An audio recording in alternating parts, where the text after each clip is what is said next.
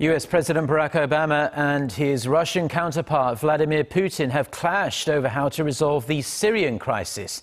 In his speech at the annual meeting of the UN General Assembly on Monday, Obama urged a political transition to replace Syrian President Bashar Assad, whose forces have been fighting Islamic State militants and other extremist groups for more than 4 years now. Putin, however, said in his speech that changing the regime would be a mistake, arguing that the Syrian government military is the only viable option for defeating IS.